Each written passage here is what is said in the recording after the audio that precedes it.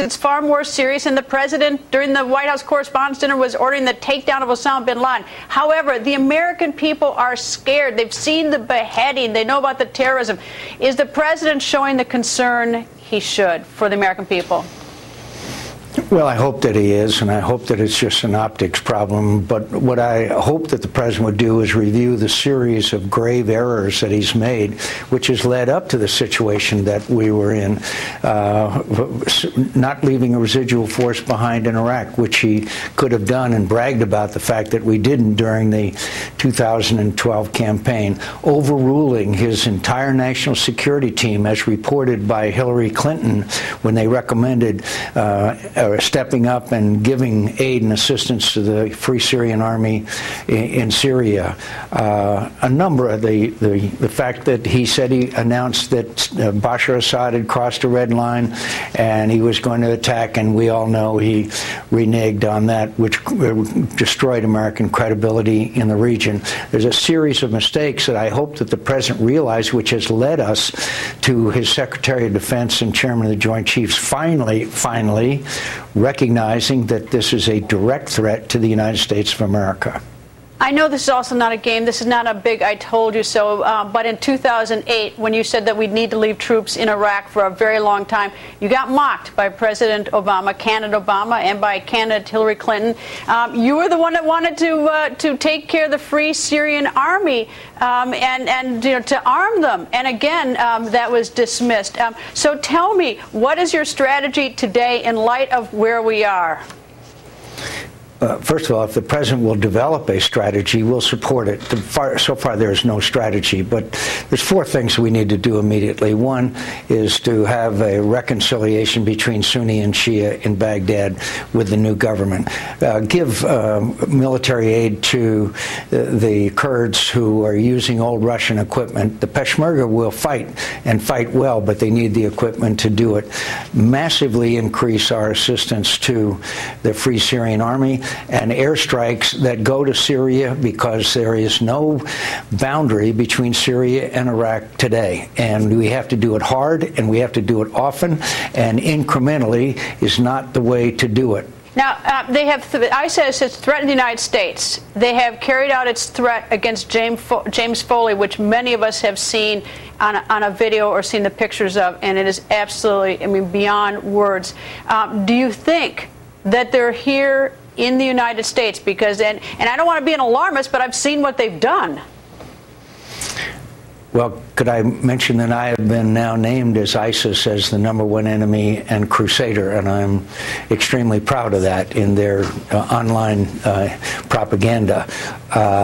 There is no doubt in my mind, with the number of Europeans, and about 100 Americans are the estimates, and people from all over the world who have been radicalized, who are now fighting in Syria, are going to come back to the countries that they came from. In the case of Europe, they don't need a visa to come to the United States. As you know, there was a young American that fought in Syria, radicalized, came back to the United States, and then came back to Syria and blew himself up as a suicide bomber.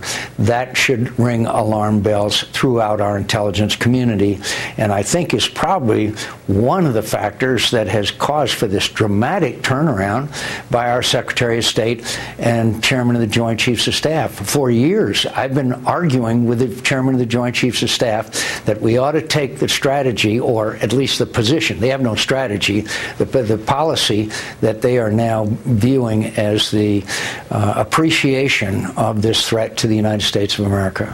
Did you think that the military statement, Secretary Hagel's statement yesterday, was stronger than the president's?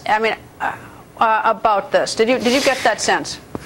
I think it was much stronger, but and the president's statement on the terrible tragedy of Mr. Foley, they're very strong statements, but where is the strategy? In other words, this is like I mean, it's incredible because they are now warning us about how horrible the enemy is and how dangerous it is. They have articulated no strategy that I know of. And obviously, part of that is going to have to be a number of additional American forces in Iraq, not for combat purposes, but to help the Iraqis in this conflict. If they're going to take back this territory, they're going to have a lot of American help. And second of all, Greta, it's not a matter of stopping ISIS. We have to defeat ISIS, and we have to take them out with whatever means possible. The fact that the administration made public that there had been a rescue attempt will harm further rescue attempts because good journalists will be finding out additional details, which then gives methods and capabilities over to the enemy, ISIS in particular.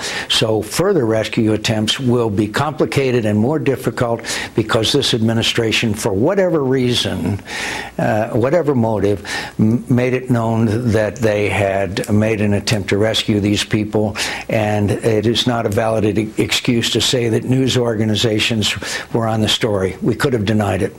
You know, it's funny, I had a different reaction to that, and it's no secret I don't have a military background. I've never been in any leadership in the military, but I actually thought that it sends a message to ISIS, you know what, we're going to get you where you are, we're coming for you. And if anything, it's, you know, I actually had a little, sort of a different thought. I thought I actually was happy to hear about that. And I think that I would hope that maybe it would scare some of them because we're coming for them.